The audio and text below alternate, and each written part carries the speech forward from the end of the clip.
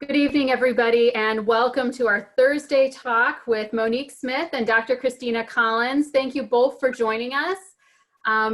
Many of you probably are already familiar with Monique Smith, but I just wanted to introduce her as my friend and a colleague of mine as well. Monique and I have known each other for about 10 years, and so I know her passion for the community and her passion for education as well. So welcome, Monique. Thank you, Carolyn. Thank you for being part of this. I would love to tell everyone about our special guest, Dr. Christina Collins. Dr. Collins is running for a seat on our state school board. And that is a role that I think many of us probably don't know much about, and I'll even include myself in that. And I'm really excited, though, to know that we have folks stepping up to make sure, especially in times like these, that everyone is bringing every bit of their expertise to the table to help us get through these really confusing times. I will say, as a parent myself, I feel, I feel stressed. I feel confused. We have tough choices to make. Educating our children has gotten a lot more complicated in the era of COVID. So, Dr. Collins, I'm really excited that you're here tonight, and I am going to let Carolyn share some of your background with the audience before we get started. Yes, absolutely. So I am so excited. This is the first time I actually have gotten to meet Dr. Collins, and we've been talking, and I can feel her passion for education through the Zoom meeting, and so I'm excited to ask a few questions too that I had. So a couple of housekeeping items, though, just before we really jump into it. One is that this is a recorded session between the three of us, but if you have questions that you would like to send in, then you can absolutely type those in the comments, and we will make sure that we get an answer for you. So we definitely want to make sure you get all the answers that you have, and this might spark some of those questions as you're thinking about either what you're going to do in the fall or just the future of education in Ohio. So thank you, Dr. Collins, for coming here. Dr. Collins has an extremely long resume in education, and so I was delighted to see that you were a teacher, actually, first and foremost, in the classroom, and helping students in a lot of ways, and that you continued to get your doctorate from Kent State University in curriculum and instruction. So you're highly qualified. Before we jump into Monique's questions, though, I can see that you've been passionate about education. What sparked your interest in combining your background in education and your interests in the students and everything that comes with school and politics? So, hi, I'm glad to be here, guys. So I knew in 6th grade that I was going to be a teacher way back then. And when I started out, I was teaching. I was a high school English teacher, and I would go home in the evenings and read legislation. I kind of thought that was what teachers did. I thought we go home, and at the time when I started teaching, it was Senate Bill 5 was happening, and the union issues with teachers and everything. And so I was going home and I was reading that stuff, and I was reading about Common Core, and I was coming to work, and I thought, my colleagues and I, that we would talk about all of that stuff. And I learned quickly that what I was interested in was somewhat different than what we were talking about as colleagues. So I started finding myself in this position where I was always interpreting what the law was trying to say. So when the standards were changing and everything, I was learning a lot about the intent of the standards and what that meant for teaching. And that I kind of became a resource for my colleagues, my teacher friends, about interpreting that stuff.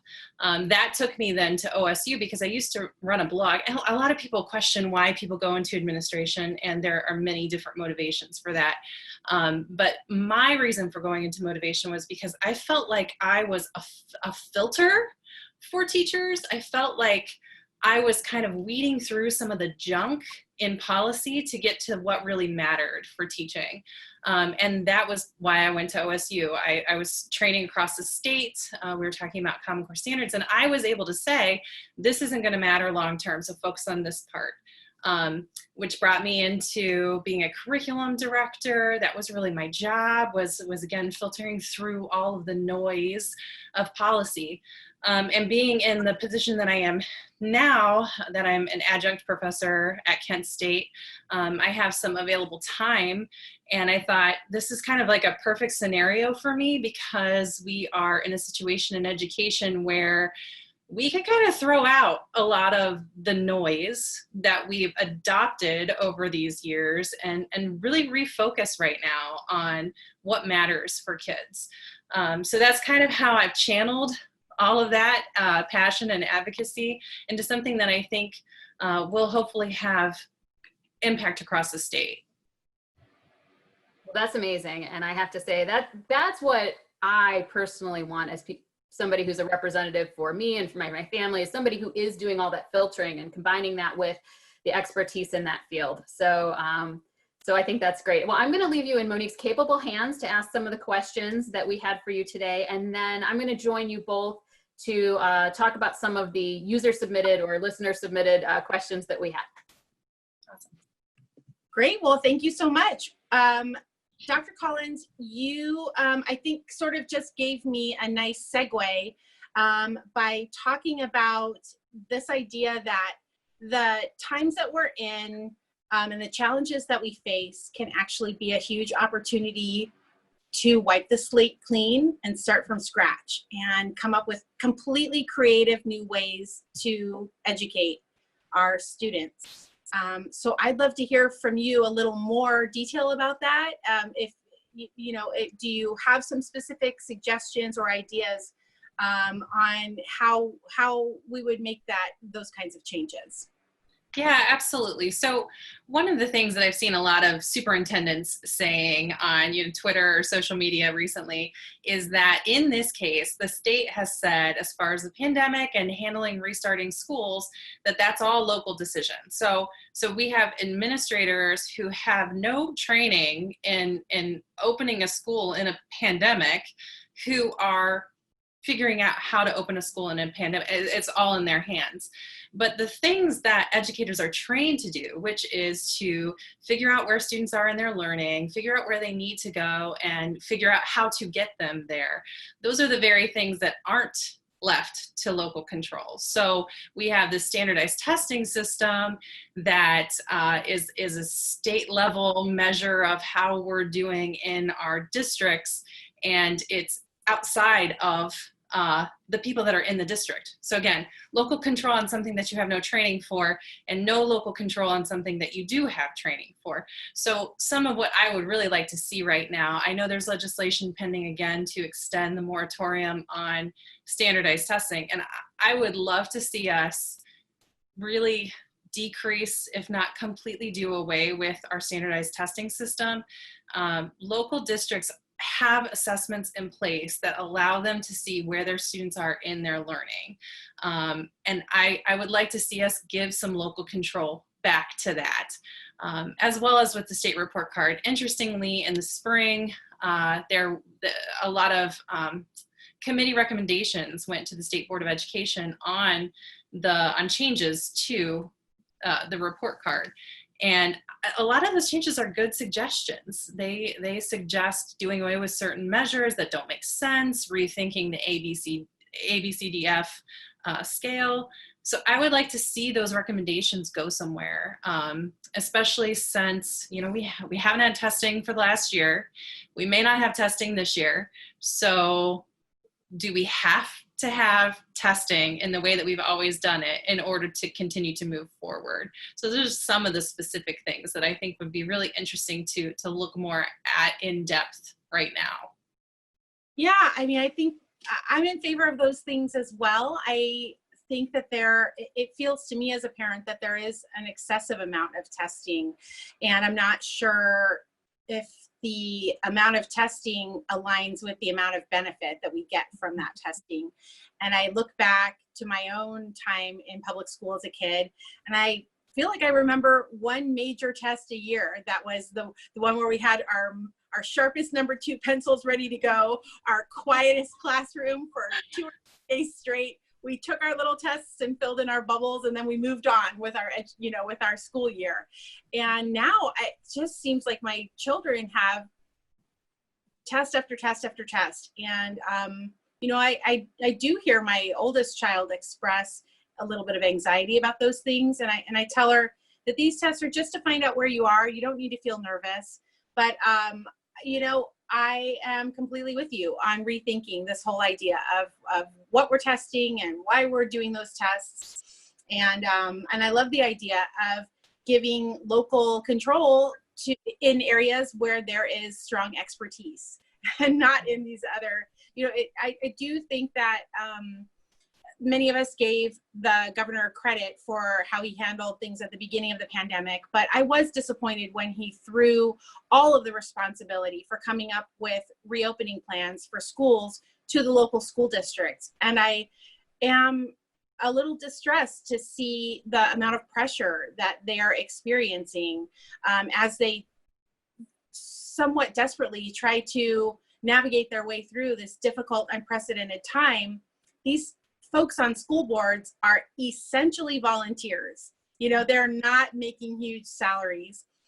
These are wonderful citizens who are giving of their time to contribute to the community and help manage their local school district. And my feeling is that if there had been more direction from an operational perspective at a higher level of government, we wouldn't have so much conflict that I'm starting to see even within my district. And I think sometimes excessive criticism directed at school boards and teachers. And so I think you make a really interesting, great point. I think there's a role for higher levels of government in terms of helping us to manage operations. But when it comes to a number of issues at the local level in terms of how to teach our children, how to keep their social emotional well-being, how to take care of those things. I think that is where local teachers and school boards and principals do so well. So I think you make a great point. I want to move to another question.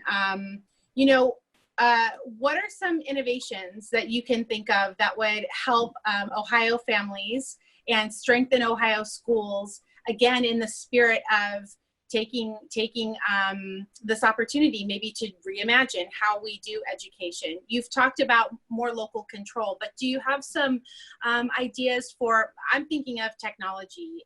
One thing that you and I talked about earlier this week was, I wonder if there might not be many ways to learn, many ways for children to be engaged with their public school district as a result of this disruption that we've faced. What are your thoughts on some innovations? Well, I don't think this is an innovation. I think it is well past due, and that is the state using its funds to provide broadband access to students. They have those CARES Act funds. And I think it's about time that we were able to provide that to our kids. That should just, that's a basic need at this point. Agreed. It's a utility at this point. Absolutely. And the fact that it took a pandemic for us to realize, hey, all these kids don't have access. Educators knew they didn't have access, so right. I'm glad to see that that's happening. As far as innovations, it's hard because I'm even thinking, programs and curriculum and the way we've always done adoptions and how we've bought textbooks, or, now kind of transitioning to online licenses for things. There are ways that people can think creatively, that districts can think creatively about how they spend their funds to make sure, for example, with textbooks, when you would purchase textbooks, sometimes those would have to last 10 years. So you'd have these antiquated materials. Well, redirecting that to spending more on online programming that is constantly updated. Again, not necessarily innovative, but important, and something that we should be thinking more about doing.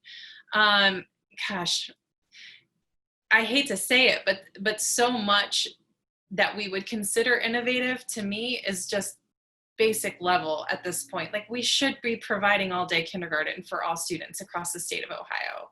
You know, we should be making sure that Title I funds are provided equitably to all schools. Now, Title I is based on the amount of low-income students in the district, and what we're finding in recent years is that less people are submitting their forms for free and reduced lunch. So our numbers across the state of students in need look better than what they are because people aren't turning in their forms. So again, not really innovative, but stuff that should have been happening all along that we aren't doing. Mm-hmm. How can you make an impact as a member of the State Board of Education in those areas? So their power is in their committees. So the state board members serve on various committees: accountability, funding, equitable access, those kinds of things. And the committees can change depending on the need. Those committees, though, are done with legislatures, and they make suggestions to the state, which hopefully the state will listen to when they create laws. But another way to kind of get around that without it being in law is having the state board hires and guides the state superintendent of instruction, and he is over the Ohio Department of Education. So they kind of have a hand in the strategic plan for the state. And that is how the state board can kind of direct things in the state through that strategic plan. Now, they just adopted a new strategic plan last year, so it's not like, well, I mean, I guess, like I said, it is kind of a blank slate, so maybe that could be revised, but usually a strategic plan lasts for a few years. Those are the ways, though. It's the committees that make policy recommendations, and it's holding the state superintendent accountable for what's happening with the Ohio Department of Education. Okay. And so the way that, do I understand correctly that when the State Board of Education partners with the legislature, that's how State Board of Education recommendations become binding through the legislature, or are they binding? And I just have to be completely transparent. I have never followed the State Board of Education before. Yeah. So, and I love government and I love politics. So you're really helping to inform me. Are policies or recommendations binding when they are made by the State Board of Education in terms of the way they cascade down to local school boards? They are not. So, you know, when we're talking about what is binding, the state board interprets policies, and again, that's how they kind of guide the Ohio Department of Education. So when laws come out, and the only one I can think of is I can't even think of a good one right now. But as far as the legislature has said, these are the amounts, these are the grades and the subject areas that will have standardized tests. Well, the state board can kind of direct ODE and what curriculum materials need to be in place in order to meet the mandate for these state tests. But the state board can pass resolutions, and they did just do a resolution in July, and it was for racism and diversity issues, and they mandated to the Department of Education to go through the state standards and look for instances of racism, bias, white supremacy, those kinds of things. So they do have some power over the Department of Education, but they don't have power over things like I said, the amount of testing. What they can do is advocate for that. So it's up to the legislature to listen to the people who are experts and give them some credibility. I think in recent years, unfortunately, we've seen that business and for-profit charter school business owners have had more say in our legislature than the State Board of Education. And for the most part, those people who run for-profit charter schools are not educators. So it's up to the legislature to listen to people who know what they're talking about. And that's another perfect segue. So I'd love to hear more of your thoughts on the way that we are providing options and choice in Ohio to students through vouchers, through EdChoice, through charter schools. For me, as I also mentioned in our earlier conversation, I have had the fortune of being in a few different public school districts, or I had that experience growing up. And so I got to see some examples of how it was possible to provide some level of choice within the public school system, within that single stream of funding. And that was extremely beneficial to me as a student when I lived in Cincinnati, and it was time to go to high school. My neighborhood high school was in a bit of distress. My family was living with my grandparents. Actually, my own household was in a bit of distress, and so that added to our worries in life, feeling that we were assigned to one high school because of our zip code and it wasn't performing very well. But thankfully, at the time and still today, I think Cincinnati Public Schools offered a couple of options for students like me who were willing to try something different. And I was able to put my name in the hat to go to an arts-focused high school. If we could get transportation downtown to that school every day, then we could go there, and we did. And it was an absolutely wonderful, wonderful, enriching experience, strong fine arts focus. I know so many people who came from that school who have gone on in the arts to do really exceptional things. And thank goodness I had that opportunity. It didn't require a voucher. It didn't require going to a private school. It didn't require going to a charter school. And so for me, I wonder if we can't incorporate more choice into our public school system instead of sort of chopping up all the different directions that revenue can go. That's sort of my position. And I wonder what you think about the way we're doing this in Ohio. Yeah, I would love to see exactly what you're talking about with magnet schools or schools within the options within the public schools. Even if it's in one school district, the ability to, or one building, the ability to offer multiple options for kids. I fully support parents having choice over where their students go. That piece to me is important because parents know their kids best. So if a parent wants to choose a charter school or a private school or homeschool, that's their prerogative. That's their option as a parent. However, and some people confuse the word ed choice with being able to have choice. And those are two different things. The word ed choice refers to the voucher system that the state uses. And what people don't understand is that taxpayers are supporting three different school systems in one state. They're supporting their traditional public school. They're supporting charter schools when students leave and go to the charter schools. And now we're supporting voucher systems for tuition for private schools. And just to kind of expand on that a little bit, because I don't think people really understand that funding system. The state uses a dollar amount of $6,000 per student. That's just that's their magic number, I guess. And the state is responsible for a portion of that, and local taxpayers are responsible for the other portion. And the state's portion is based on the value of the community, the total property value of the total valuation in the community. So sometimes you see farm schools where there's a lot of property that are considered wealthy, even though they're rural, because they have so much property. So anyhow, the state, let's just say, for example, the state's share is $2,200 of the $6,000.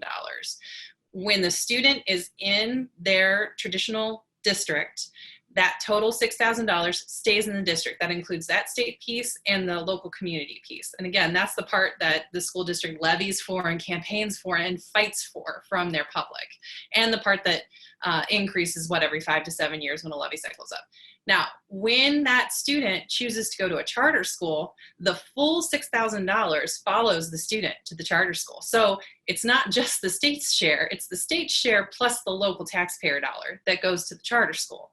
The same thing now with the tuition payments. If the state's paying $2,200 and local communities paying the rest, and the student wants to go to a private school, and the private school's tuition is $6,000, they take the full $6,000 with them to the private school. So I don't think people understand that that's what's happening.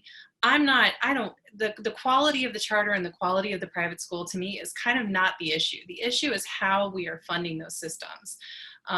So I don't want to take choice away from parents, but I would rather see us invest the money leave the money in the traditional public school. And if that's not possible, then what I'd like to see is for those charter schools and private schools to have the same level of accountability that the public school has. And by that, I don't just mean standardized tests or report cards, which they don't actually have. And while charter schools do have standardized tests. But what I want to see is them having to go and levy for the funds also. Because really, they're making money off of the traditional public schools' work to get that money passed.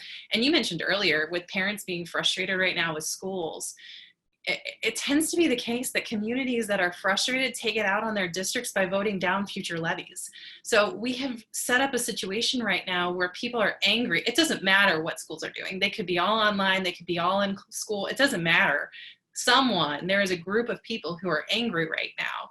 And the state exonerating itself of any responsibility for the local decisions that are being made really has put local districts in a position where these people who are frustrated, they can take out those frustrations by voting no on future levies. And that does happen. So it is all around, it really boils down to inequitable funding. And like we mentioned when we talked earlier this week, our funding system for our traditional public schools has been unconstitutional since the 90s, and we have done nothing to change that. And instead of even trying to address it, we are just throwing out additional funding issues, throwing out other ways for schools to have to spend their funds. So all around, the funding is frustrating to me.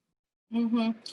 Yeah. I think that every single person like me running for the state legislature has a huge obligation to commit themselves to figuring this out and fixing the state funding formula, because it's not only detrimental to schools in zip codes with lower property value, it's detrimental to every school district because of part of what you're talking about, this idea of levy fatigue and frustration being taken out on local school districts.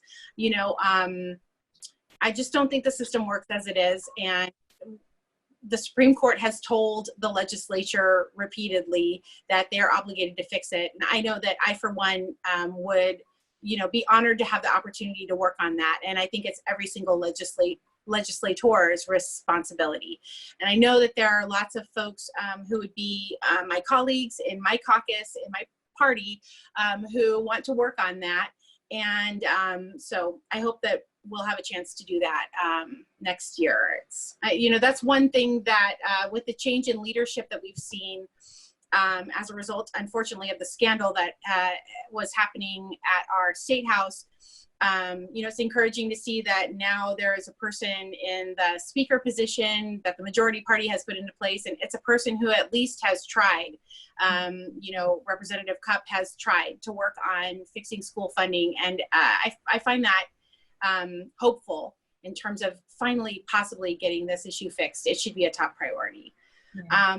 So I don't want to take too much more of your time tonight, Dr. Collins. I know you came from another meeting before you talked to us, and I'm sure you're busy balancing everything in life, being a parent yourself.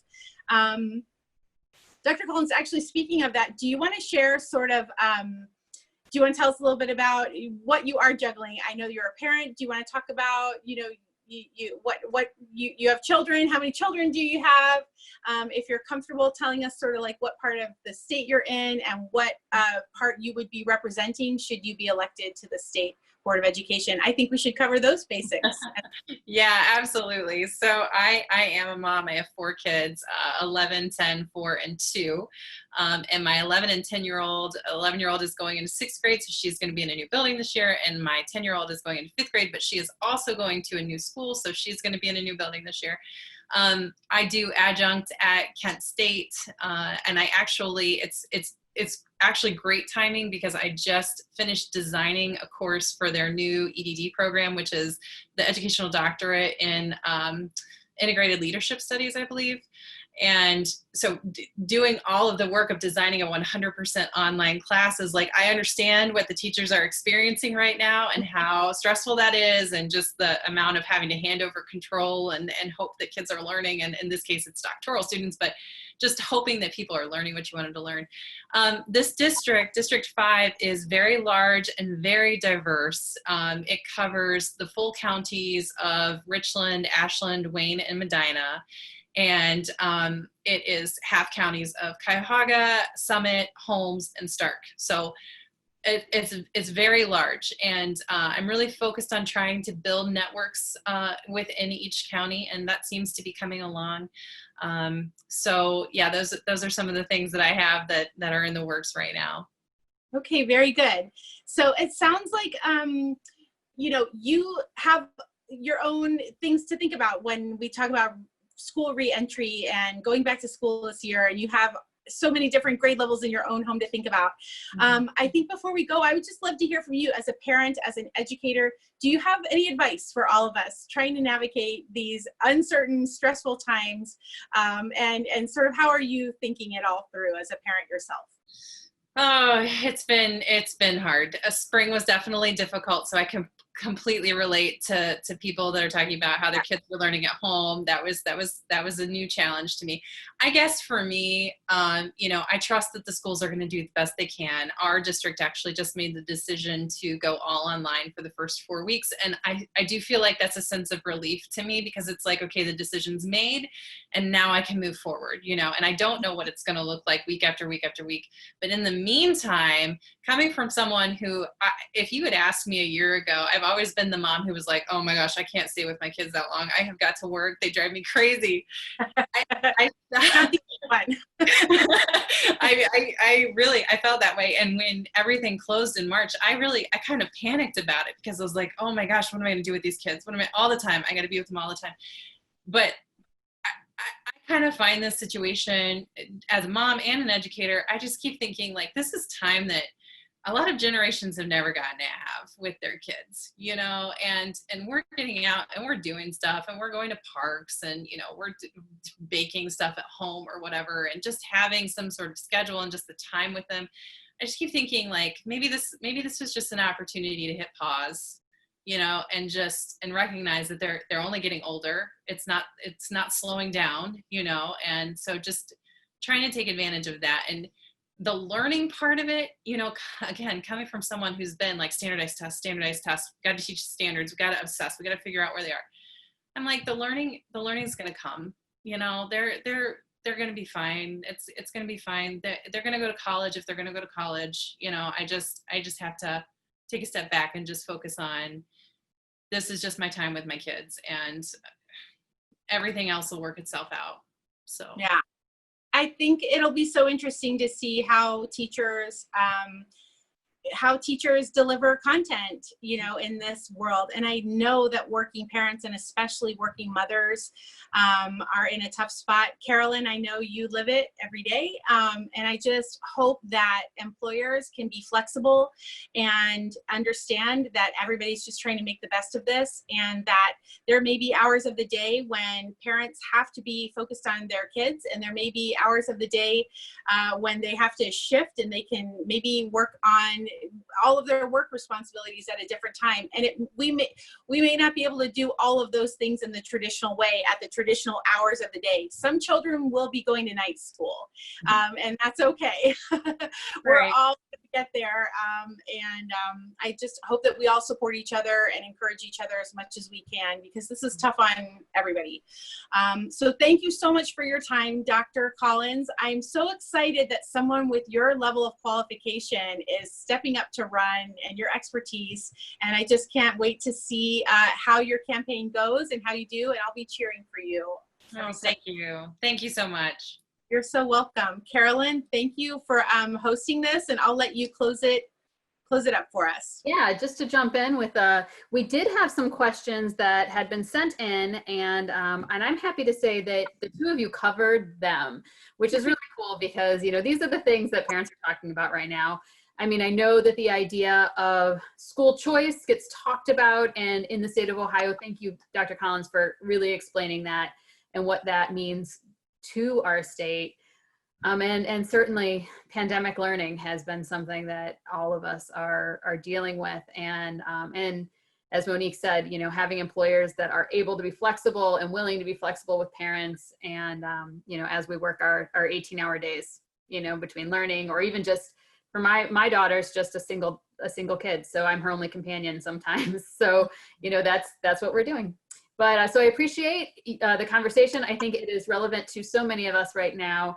And I just want to remind everybody to like Dr. Collins's page on Facebook and follow both Dr. Collins and Monique Smith on Facebook, and to visit moniquesmith.com for more information about Monique's campaign and how you can get involved, because November is so important on all levels. Vote on the local level, vote on the state level, and vote on obviously the national level. So thank you, everybody, and we will look forward to seeing you at one of our upcoming events. We actually have a Tuesday talk on Tuesday with Tom Jackson, and we're going to be asking him some hard questions about how everything is going in the state of Ohio as well. So thank you so much. Thank you, Dr. Collins.